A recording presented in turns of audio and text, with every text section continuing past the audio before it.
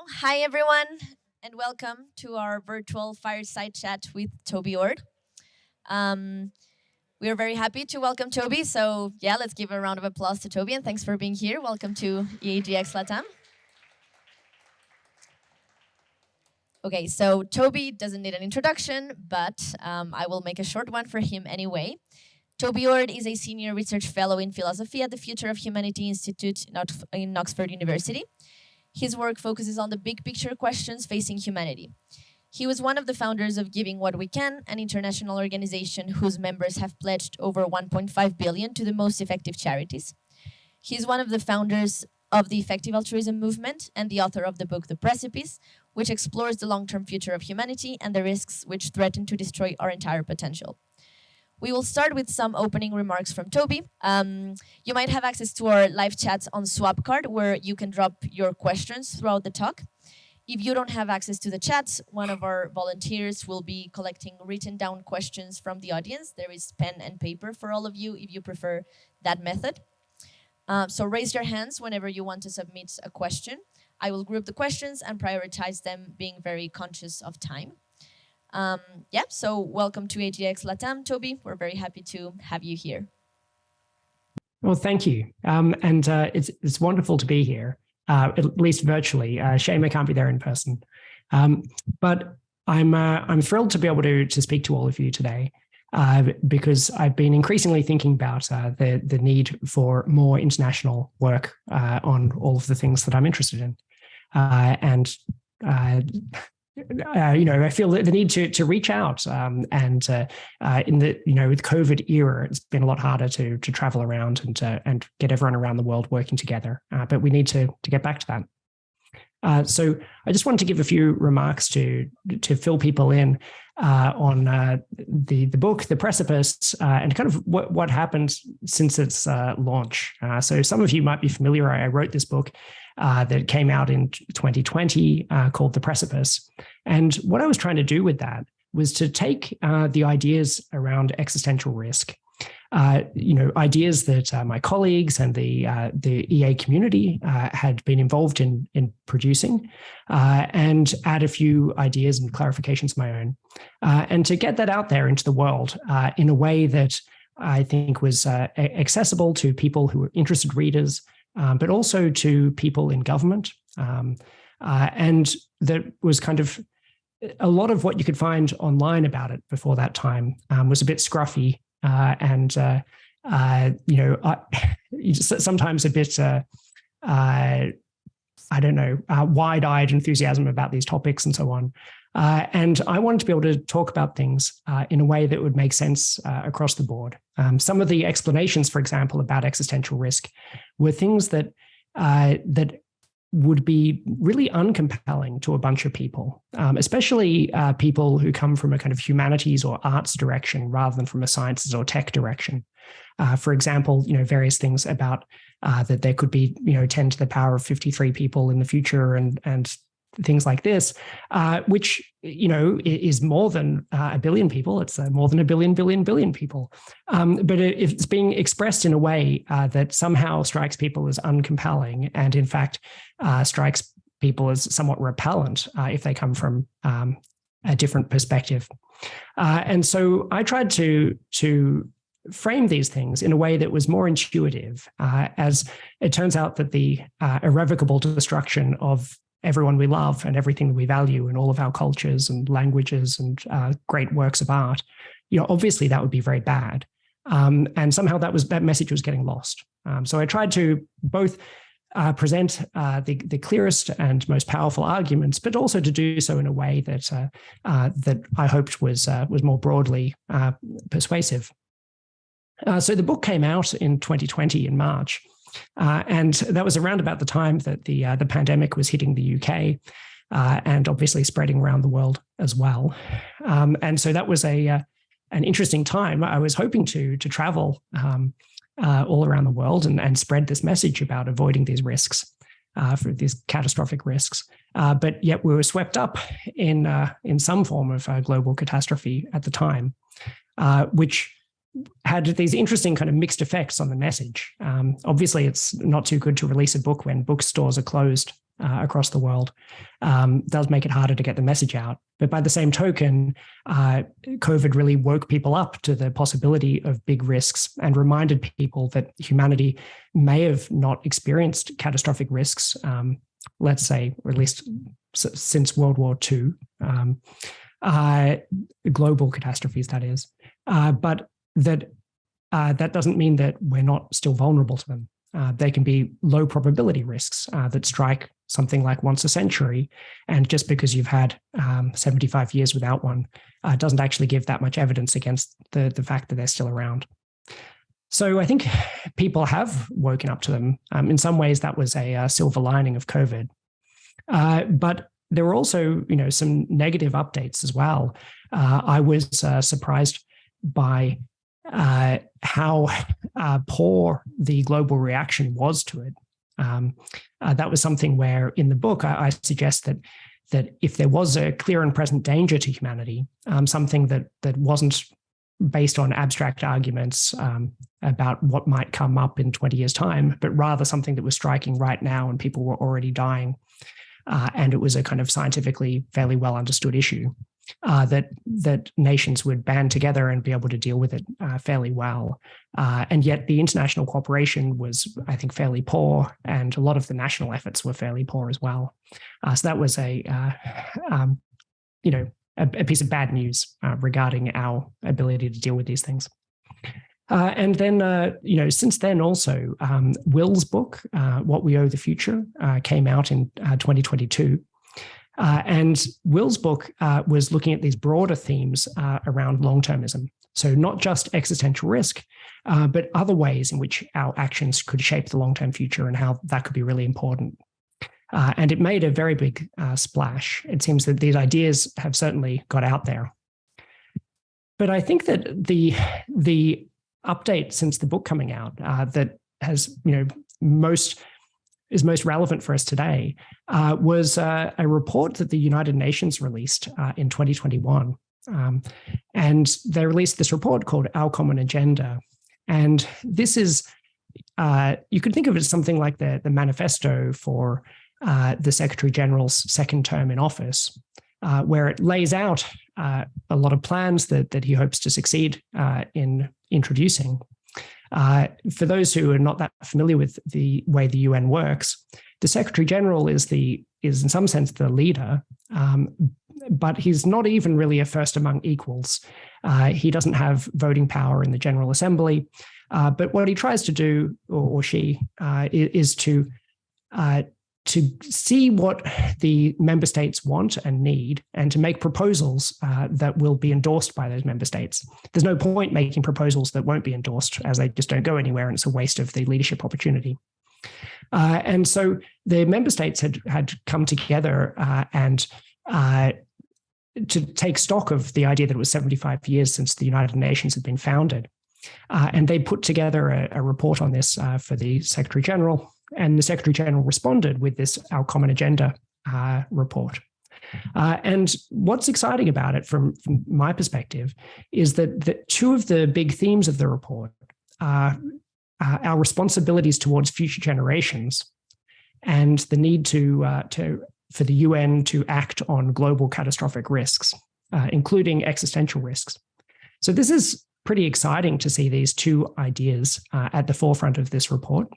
And it also had about 8 different named proposals to do with these areas. And the idea of a summit of the future, which would happen next year, in order to bring the nations together to try to actually iron out these proposals and make them happen. And this includes things like a global emergency platform on global catastrophic risks to bring nations together in order to be able to immediately start working on these risks when they strike. And also the idea for a declaration on future generations. So if you think of the UN Declaration on Human Rights, that would be an extremely successful declaration. And the hope would be that as well as the UN, the nations of the United Nations are committing to care about human rights, they would also commit to care about future generations. And the types of responsibilities that entails. And also that the UN would, renew its commitment. I mean, in its founding document, it talks about the need to save future generations from the scourge of war in the wake of World War II. And so that idea about future generations has always been in there. And I was really excited to see, renewed action on trying to cement that and expand that idea. So I think that would be very exciting. And what this really made me realize, this combination of this UN report and also the increasing attention on these ideas, is that it's, for too long, the study of existential risk has been a pretty narrow thing, by a fairly narrow group of people, especially people in the West, within the West and the high-income countries, pretty much only the English-speaking countries, which is a kind of, a narrow part of a narrow part. And, within that, only a small fraction of academia. And so what our focus had been, say at the Future of Humanity Institute, had been trying to get more attention on this in academia more generally. But I think that we need to have a real focus on kind of international thought and participation in this, and that the time for that is really now. So that's why I'm really excited by the whole EA global process and bringing in so many people from different places, and the Latin American EAGX in particular. So I'm happy to answer lots of questions about these things and try to give some ideas about what's needed and how people get involved. Awesome. Thank you very much, Toby, for this super helpful introduction. So yeah, I think those remarks were very relevant for the questions that people are interested in getting your answers on. So I will start with the first one. Many of us who have engaged in discussions about existential risk in South America and in low and middle income countries more broadly often hear common concerns. And one of those is that these ideas about existential risk, as you mentioned, might make more sense or be a little bit more intuitive in high income countries where basic needs are met, but that our efforts in low and middle income countries should be targeted first at solving urgent problems that are right in front of us, like poverty or public health or hunger, and that we could be better suited to solve those issues. How would you respond to this concern? Yeah, so I can certainly see where that's coming from, and yet I would still disagree with part of the premise of it. The concern is certainly right that there are many more unmet basic needs in lower and middle income countries. But I think that existential risk is also something that strikes directly at the very foundations for our needs. If you think of something like Maslow's hierarchy of needs and these kind of base layers of safety and security, and then the things that we can kind of build on top of them as we meet kind of these more advanced needs, and we successively move up into these more rarefied things that rely upon all of the steps below them. Existential risk isn't threatening to kind of destroy our culture of music and art or something like that. It's threatening to kill everyone. So that is actually a basic human survival need. And if you could even think of a kind of Maslow's hierarchy of needs, not for individuals, but for societies. And existential risk is something that is threatening to kill the societies as well, such that there would be no more people and no way back. So that's something which many of the other threats that we face, not all of them. Perhaps if you think of a society, there can be threats due to war or similar, which may be threats to the end of that society as we know it.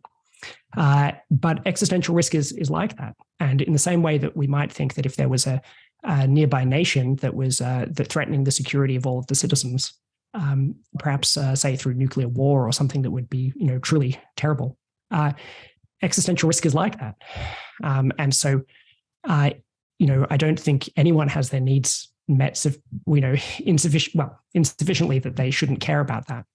If it was something like if the risks were something like a 1 in 10,000 chance per century, which is roughly what I think the natural existential risk is, then which is about a 1 in a million chance per year, then maybe I would see more to this kind of objection.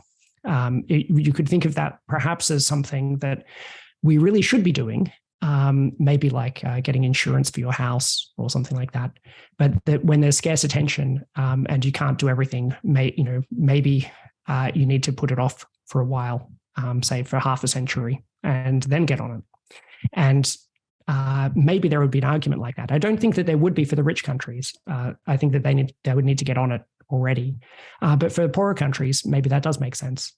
But if the risk is more like, as I think, say 1 in 5 to 1 in 10 kind of chance, well, a 1 in 10 chance of your entire country and culture being destroyed forever is a big deal. And it's not something that people can really afford to sleep on, even if there are other urgent needs as well. Thank you.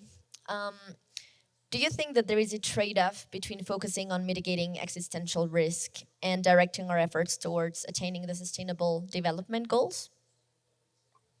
Yeah, I think that there is.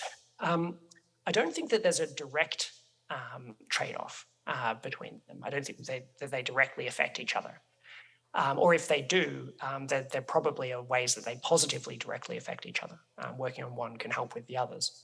However, I think that what your question's getting at there is that there's an indirect tension between the two, in that there are scarce resources like money and attention, which, if you spend it on one, then it can't be spent on the other. And so I think that as with many different priorities, there is a tension there as to which one we focus on.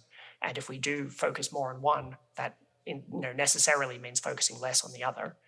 So I would, I see that.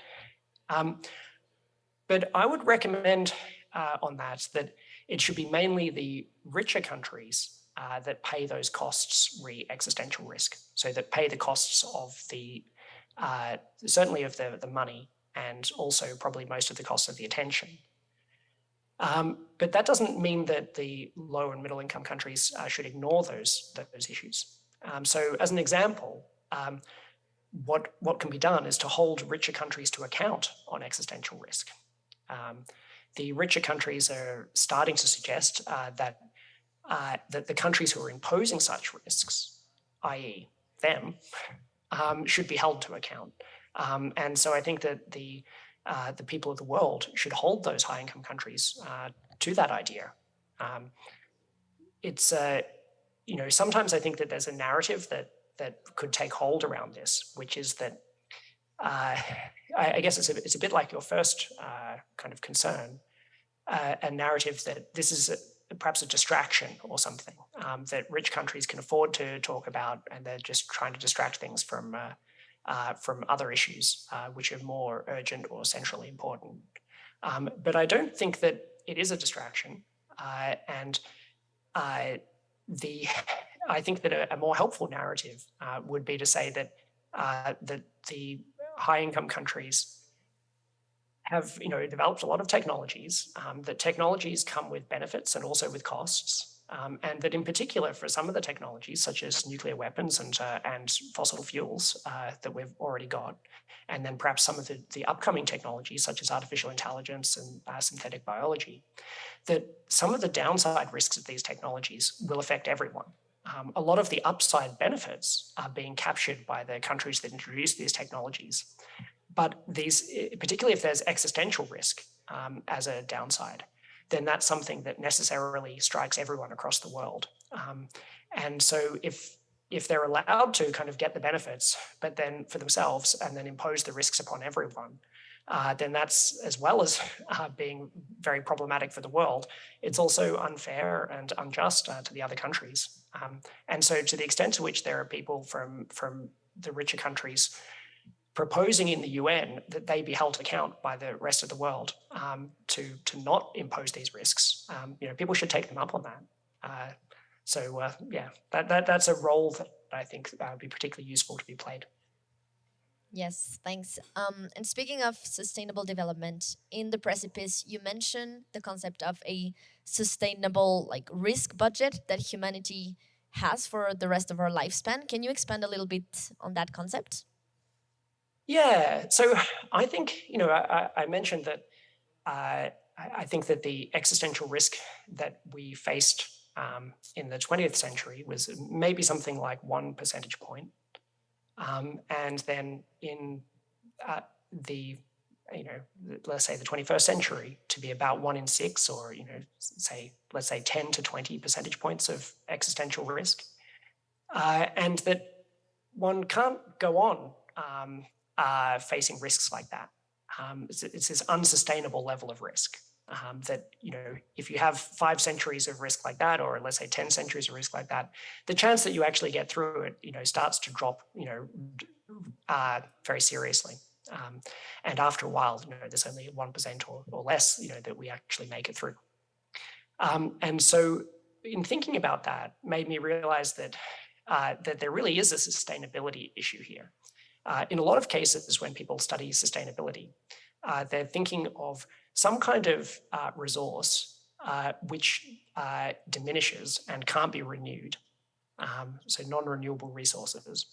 And people kind of think about various proposals for how to deal with them, such as helping the meet the needs and desires of our generation, without appreciably diminishing the stock of this resource for the future. But often the logic of these things isn't pure, let's say. It needs to be adjusted in some ways because there are replacements for that non-renewable resource. There's other things that we can perhaps invent or find that work just as well, or that, other ways of replenishing the stock of it. And so it doesn't quite meet this kind of nice, clean characterization of something that's always diminishing and never can be replenished. But if you think of the chance that humanity survives up until a certain point in time, let's say starting from now, so there's a 100% chance, or nearly 100% chance, that we survive till tomorrow.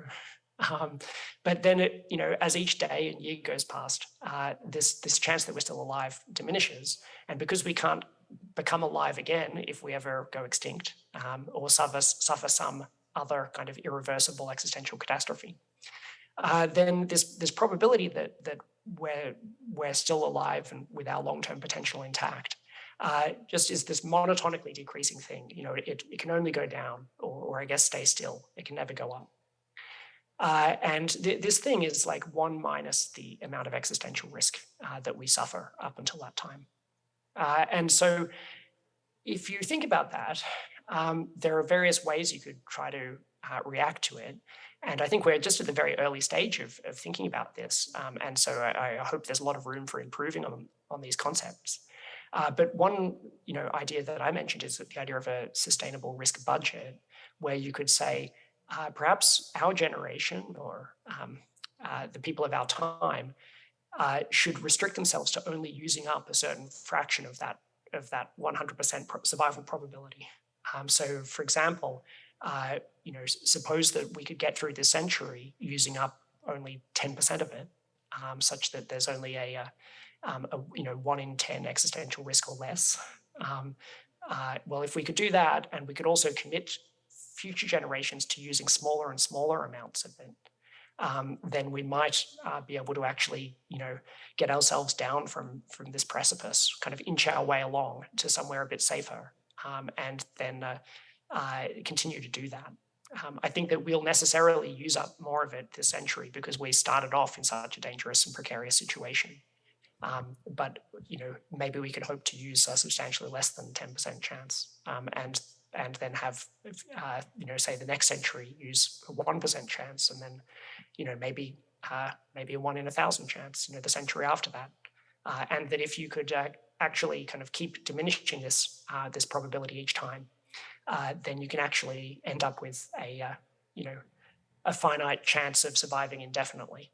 And so that would be the idea, to try to give ourselves at least, some chance, say 1 in 2 chance of surviving for millions or billions of years, and not, whereas if we all use up, say, a 1% chance per century, then on average we're only going to last 100 centuries from now, whereas we've already been around for much longer than that already.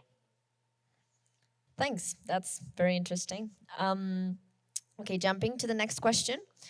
What advice would you give the attendees of this conference if they want to work on these problems?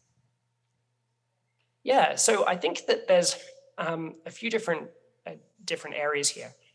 Partly there's just general advice for people who are, who have heard about these issues and want to work on them. And then partly there's advice as people from the Latin American community.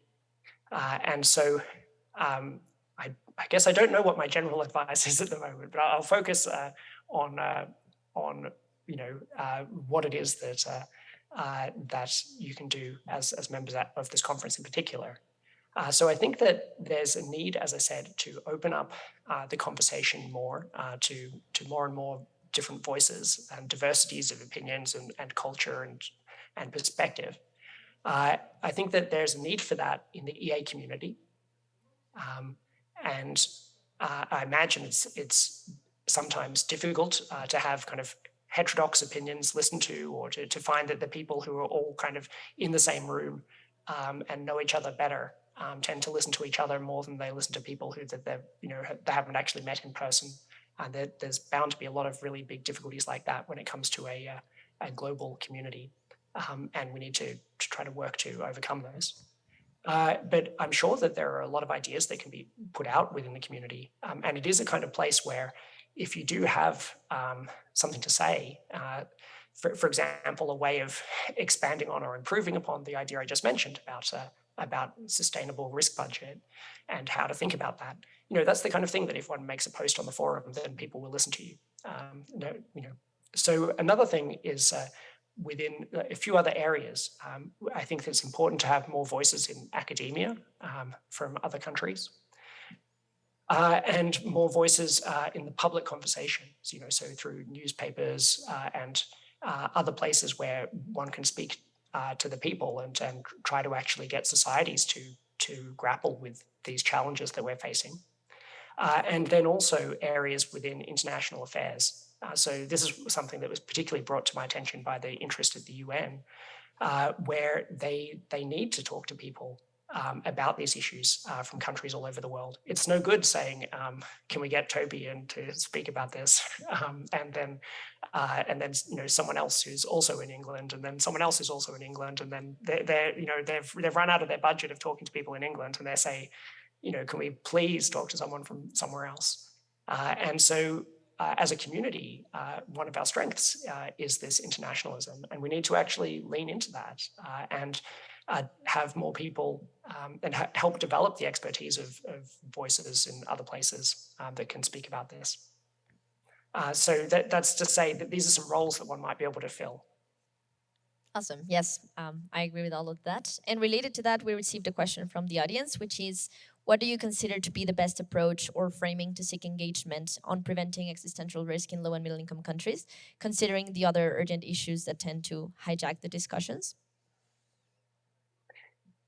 Yeah, I'm not sure exactly. And I think sadly that will be my answer to many questions, because I have less information about the context, and so I don't want to be just announcing from on high what the best way to deal with all of these local issues are. But I do think that that COVID does provide a useful situation, well, useful in some ways. In some cases, people are just bored of it and they just don't want to talk about it. They're kind of decided they've had their 2 years of caring about COVID, and that they need to move on to other things, which is a reasonable approach. But it has helped to kind of show us that we're vulnerable to these risks, and that there could also be ones quite easily, even just another pandemic that is 10 times as damaging as COVID. And that we need to prepare for these things, and that it shows us that we were vulnerable the whole time. Perhaps with endemic disease, we really had been getting better and better at dealing with it, but with pandemic disease,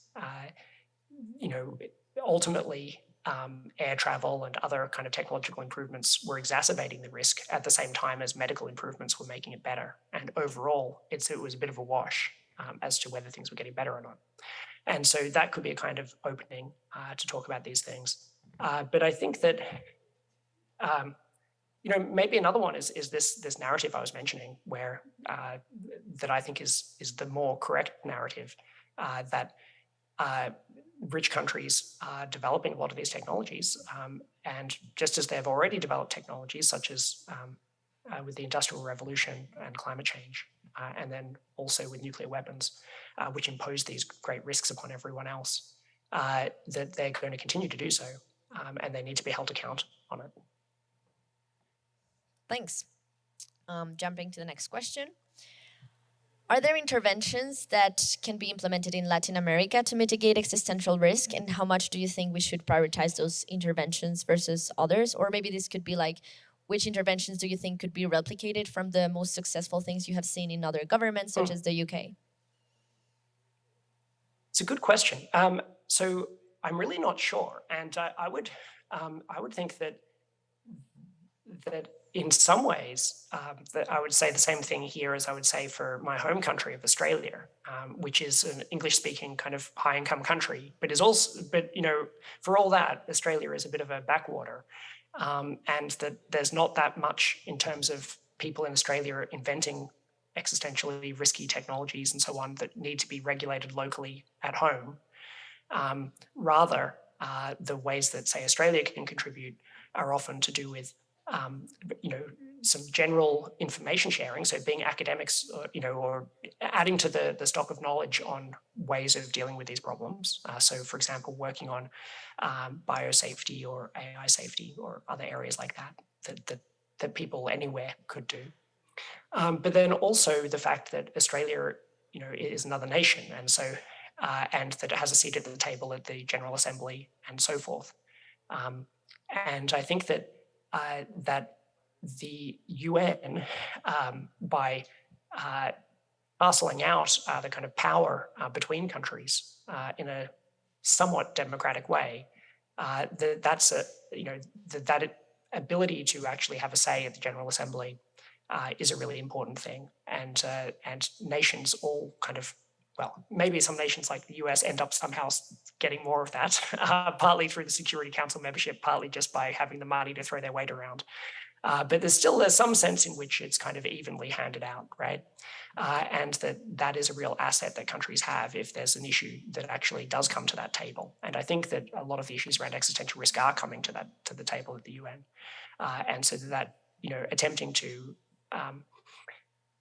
make sure that the foreign officers in your countries know about these issues, and that these are actually things where there's an opportunity to do something that's not just in the interest of humanity, but is also in the interest of your own citizens.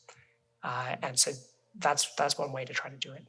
And then I'll say, as well as that, that when I think about existential risk, I tend to think that avoiding existential risk is probably a universal human value, in the same way that avoiding being killed is like a universal human value. We've all got an interest in not being killed, like no matter, there's no culture where they're just all in favor of being killed or something. There are a lot of things that different cultures disagree on, but they tend to be higher up the hierarchy of needs. And I think existential risk is quite low down in this hierarchy.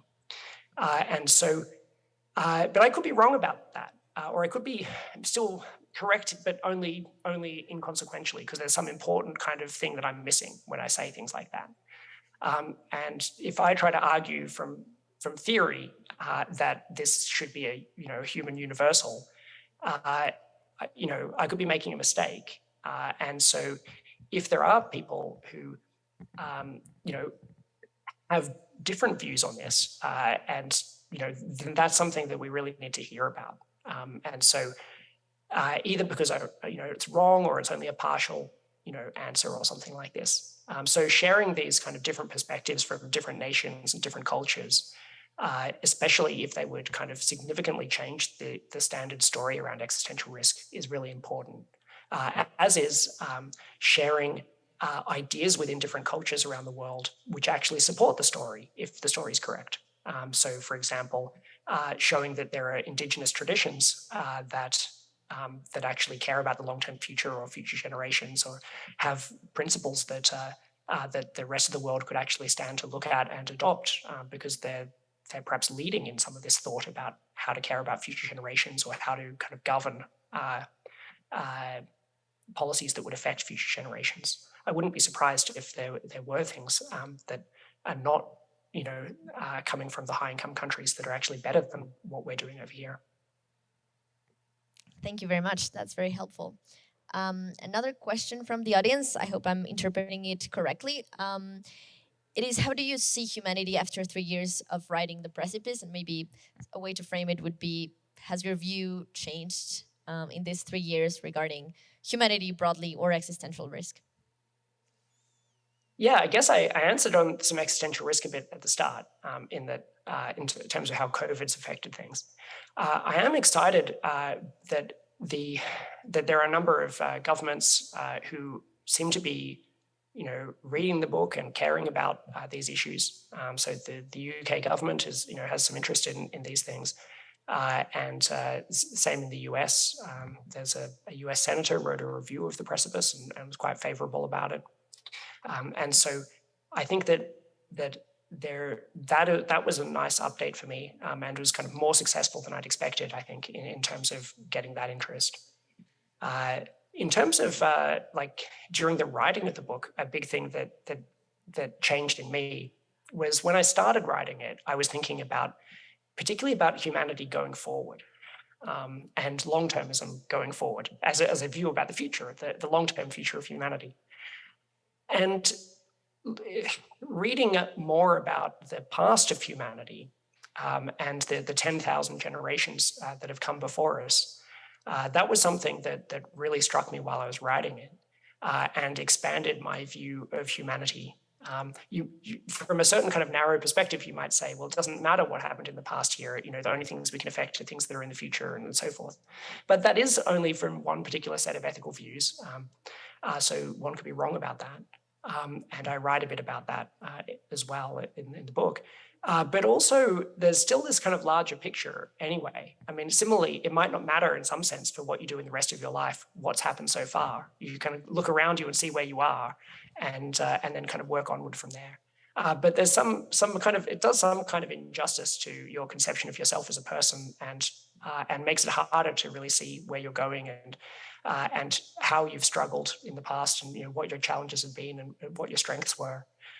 And so I found a really strong feeling of gratitude to the people of past generations, these 10,000 generations that came before us, and that managed every single one of them to hand down, these kind of traditions and culture, and humanity's long-term potential was still intact, between each of these things.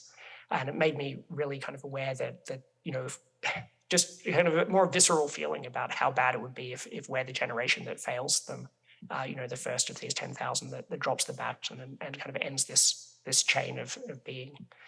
So that's certainly something in the writing of the book that really kind of expanded or changed my conception of humanity. And I tend to think of long-termism now as also including this kind of view of the past. So if there was someone, for example, who was entirely motivated by the past and took the long view of human history, and thought about these 200,000 years of human progress and how much those people in the past had done for us and how terrible it would be if we kind of didn't keep up our part of the bargain, then I would think of that as long-termist thought as well, even if it's not directed towards the future. Thank you. One quick remark for the audience. Feel free to submit questions in Spanish as well. I didn't mention this earlier, but you can submit them on the chat or on paper in Spanish and I can translate them. And also don't worry about the answers because hopefully we'll have this subtitled as well in Spanish for the answers.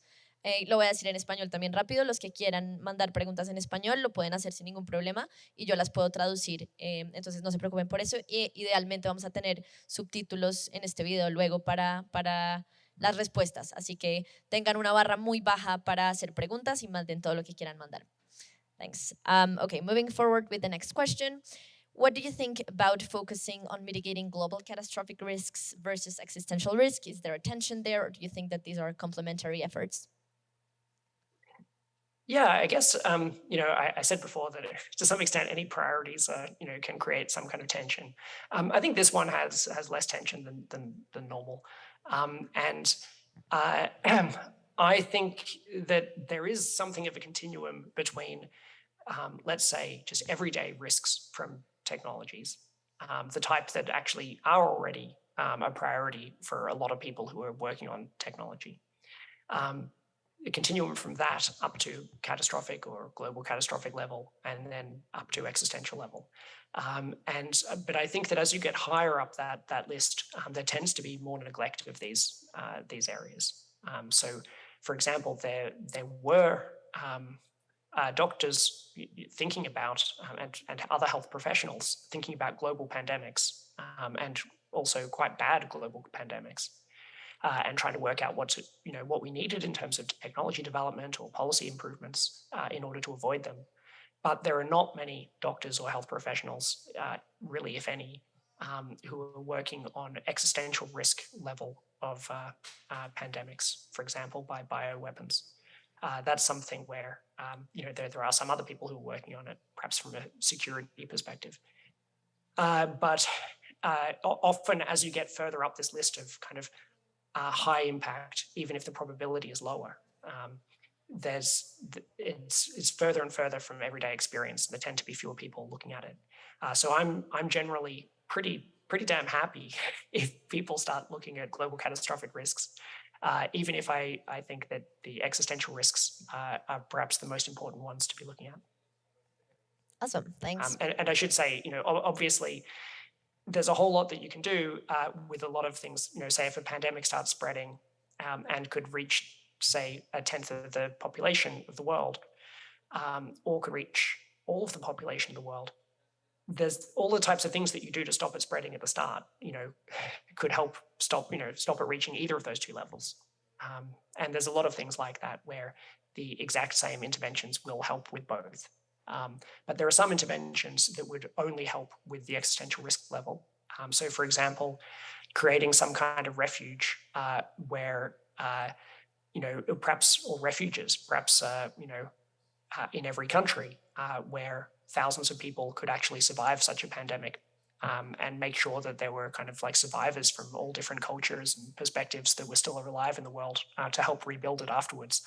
That would be an idea. I mean, I don't know if that's a particularly effective thing to work on, but that would be an example of something which is only relevant at the existential risk level and not at the global catastrophic risk level. So there will be a bunch of things like that, as well as the much larger amount of things that will be the same for both levels. Thanks. You mentioned that you're interested in hearing about local narratives that can give a new framing to existential risk and future generations. Have you heard of interesting narratives lately when you have discussed about these issues in different settings? And can you give us an example of how that would look like? Well, so sadly, I've not had many opportunities to be discussing these things in different settings. And so, I'm kind of mainly coming here, and I had a good speaker, a good conversation in China like this as well. But I'm still at very kind of early stages, and so haven't found new things there yet. But an example would of something like this would be this 7-generation principle that's often alluded to. This is something that's normally said to be from Native American traditions, especially from the Iroquois, with the idea being that if they propose to do something, that a check on any kind of proposed policy is to imagine what the effects of it would be on your 7th-generation descendants, and how they would feel about it. So that is something, though, that is very confusing. It gets mentioned all the time in these types of conversations. However, it's the actual documentary evidence for there being such a tradition is pretty mixed.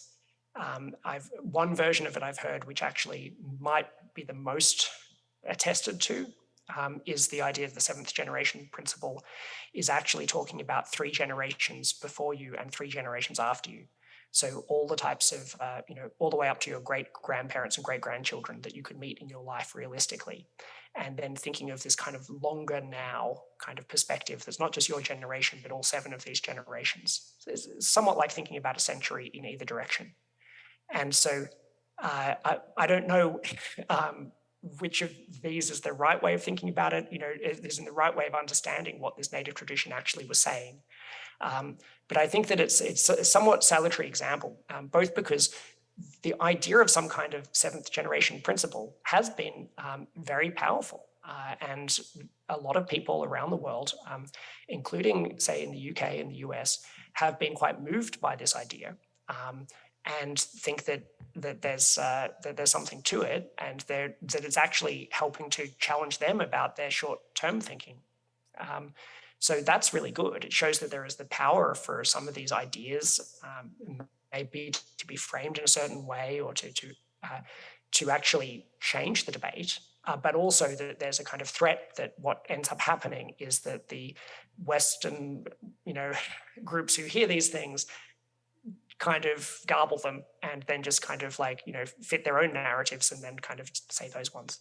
So that is a challenge that we'll obviously have to deal with. Thanks.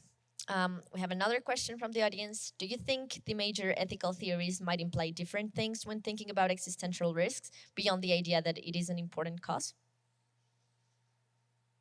Yeah, so that's interesting.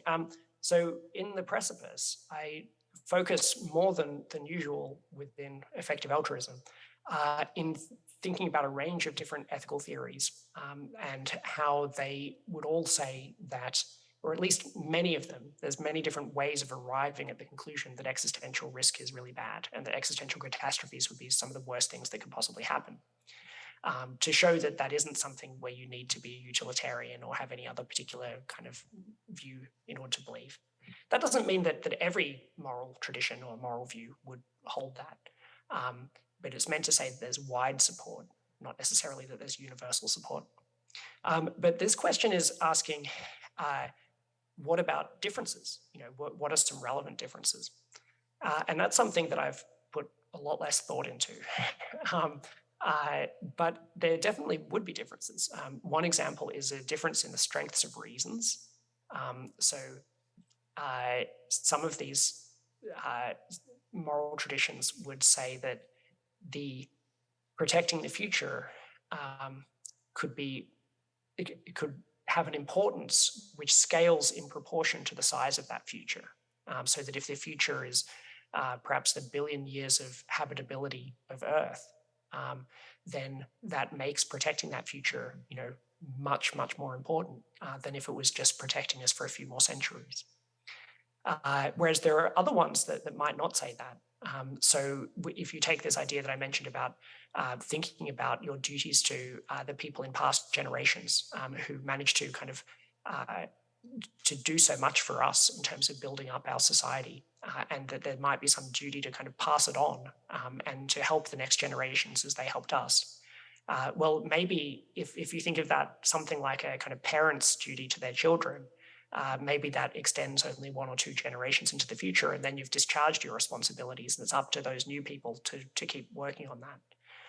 So that would give a kind of an approach which is focused around not screwing up on our watch. Whereas I think that if you have this other perspective about helping people, perhaps thousands of generations into the future and making sure that they're well, that also suggests things like building the international institutions that would be needed in order to ensure that no future generations drop the ball on this. And that perhaps make legally, international law kind of binding requirements that we operate within some existential risk budget, or that we, that imposing existential risk is considered to be a crime against humanity or something like that. And so that's a kind of thing that looms large for me, is not just not screwing up on our watch, but putting in place the institutions to make sure that no one screws up. But maybe that would be kind of less central on some other views. So that's an example. Awesome, thank you. We're receiving lots of questions, so I'll try to prioritize the ones. I'll try to be fast then. Yeah, we still have like a few minutes. What are your thoughts on the intersections between cause areas that are very important to people in low and middle income countries, like reducing economic inequality, strengthening democratic institutions, and poverty alleviation and existential risk reduction? I think you've touched on some of those issues, but if you have something else to add regarding that. I don't have much to add. I find it both very difficult to prioritize between existential risk interventions and other interventions. And I suggest that the world should be doing a lot more about existential risk. But that doesn't mean it's the only thing we should be doing. And then also within the set of interventions that are not to do with existential risk that you mentioned, I think that they're those areas, I think they're actually quite hard to prioritize between. Ultimately, I did a lot of work on global health, and that's somewhere where there's actually some pretty good data. But comparing global health interventions to interventions on kind of promoting democracy or empowerment or gender issues or various other things is very hard to do. And I don't have enough information to know how to do it. Awesome. Okay, I think we have time for 2 more questions, very quick. How sensitive is your probability of existential risk this century to the funding dedicated to existential risk reduction? And has this changed due to the difference in funding availability to the EA community or the X-risk community lately? I don't think it's that sensitive on that level of funding. I think that the funding, let's say once open philanthropy kind of decided to make existential risk one of the set of things that they cared about. At that point, there were kind of $1 billion over a number of years, being promised to working on these things, and so the kind of meteoric rise and fall of the Sam Bankman-Fried and so on, I don't actually think really moved the needle all that much in terms of the funding availability to when it comes to existential risk work, partly because there were so few people kind of actually working on it, that it was already the case that there was substantial amount of funding once open philanthropy stepped up to that. So I think not that sensitive, although it might be sensitive at a broader level to how much the world's willing to care about it. Are we willing to get up to some point where we're willing to spend as much on this, or at least to make enough sacrifices, kind of equivalent to the amount we're spending on ice cream, which is I think that's a useful threshold to see whether we manage to cross that threshold before we drive ourselves extinct. Thanks. And I will prioritize a question that I received twice in different versions. So to end, the question is, the value of cultural diversity in research policy discussions is often mentioned but feels abstract. Do you have a concrete anecdote of cultural diversity shaping a discussion or the way some research went? Not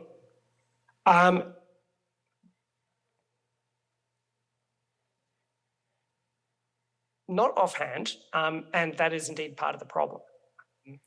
I don't one could say that therefore it's not important. I think that the answer is more like there's that's a sign that there's not enough of it. But I do think that what we're talking about here does ground out in actual concrete benefits.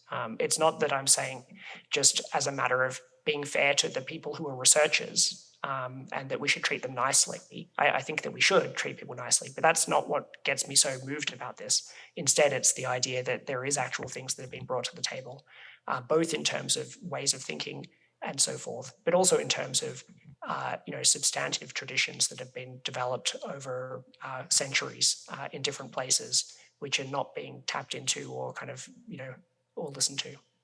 And so I want those sources of information to be shared. And I think that that's the key aspect. Okay, thank you, Toby. Do you have any closing remarks? Not really. But thank you very much for inviting me.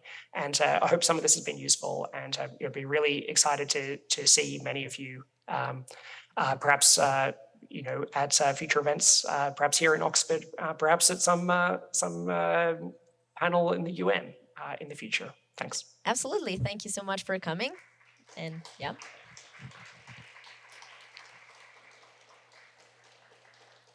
Bye, Toby, and thanks to the attendees for coming as well and for your great questions. Thank you all. Bye.